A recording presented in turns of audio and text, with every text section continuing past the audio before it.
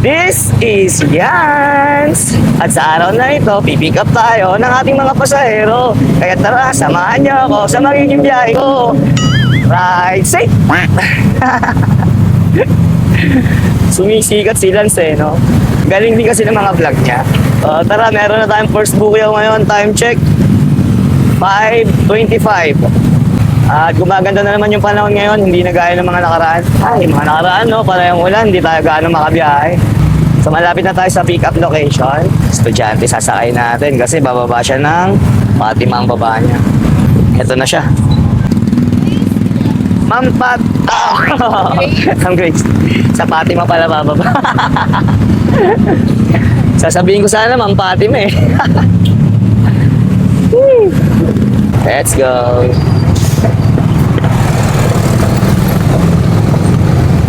Meanwhile, So, andito na tayo sa Chris Residence. Ayan, yung mga building dyan.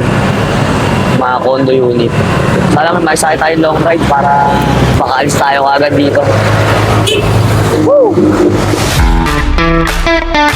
Hindi na pinatapos yung pag-stretching natin. Dito tayo sa Tris. Kaso nga lang, ang lapit ng bababa niya. Diyan lang ako sa Nova. Pero pwede na yan kasi pasok na yan sa one ride.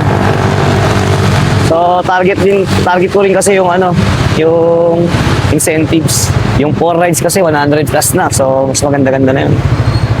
Si Ma'am Rona, I keep coming back to Manila. Simply coming home to Manila. Nahihina naman ako. Ma'am Rona? Alright. Ikot ko lang, ma'am. Diyan ka na, ma'am. Ako na lalapit sa'yo. Whoopya! Shower cup, 20 pesos. Yeah, pwede po. At hawak? Okay, ma'am. 5 pesos. At total of 25. Ganda ng mo, ma'am, ah. Aqua, ano ba tawag dyan? Aqua flask. Yung, oo nga, no? Grabe. Wala na silang takot talaga. Sunod-sunod yun, ma'am. Yun talaga bawal sa amin yun, ma'am. Yung iba nag-book tas iba sasakay. Bawal na bawal talaga sa amin yun. Kapya. Oo, ma'am. Salamat po. Ikaw din, ma'am. Okay, mga kabukyaw. So, tapos na yung biyahe natin. At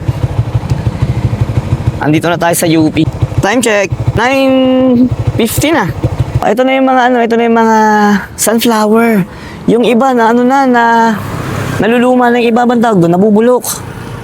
Tapos yung mga dahon ng iba ay nagtututong na. Ayan, pero yung iba ang ganda pa, yung iba maliliit, yung iba cute. Yung iba malalaki ayun. Ang cute, di ba? Kaso nga lang, sayang nga lang kasi hindi natin siya napuntahan ng medyo sariwa pa siya, yung fresh na fresh pa yung mga dahon niya, tsaka bulaklak niya. Kasi nga na-busy tayo. So siguro kung nakapunta tayo rito nung last Saturday or Sunday, malamang inabutan pa natin fresh yung mga yan. Ang init ngayon dito sa UP. So yun lang mga kabukyaw. Okay naman na yung kinita natin. So yun lang mga kabukyaw. This is Lance! At sa araw na ito, keep safe! Ganda talaga dito sa UP, oh. Ito dito, magpasok mo rito, ang lamig na, oh. Sarap sa pakiramdam. Yung preskong-presko ka lang. Diba? May puno kasi, kaya ganun yung pakiramdam mo, eh. Tsaka iba yung, iba yung ambience niya, promise. Ay, naglalakad si Sir. Diba? Ang ganda. Medyo lumago-lago na yung mga dahon niya. Kasi nga, tapos na yung summer, diba? Tapos nag-uulan na. Ay, nagumanda na uli yung mga dahon ng mga puno.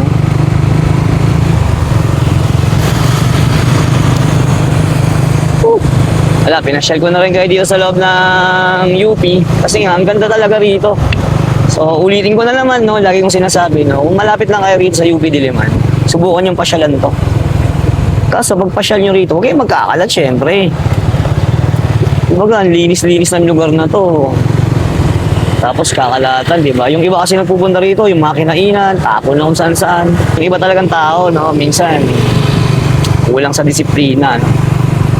So anyway, uwi na tayo. At naipasyal ko na rin kayo dito sa UP. Hindi ko na nga pala naipakita ibang mga biyahe-biyahe natin, no? Kasi mabilisan lang din. Andito na tayo sa Sunken Garden. No? Ganda ng grass ng Sunken Garden ngayon, no? Green na green, no? Nakikita niyan. O, si Dogil na kayo. Labrador. So, yun lang muna. Hanggang dito na lang ulit. Kita-kita na tayo sa susunod na biyahe. Ingat kayo palagi. Palagi kayo mag-iingat. Always fit and healthy. Mabuhay kayo. Babush!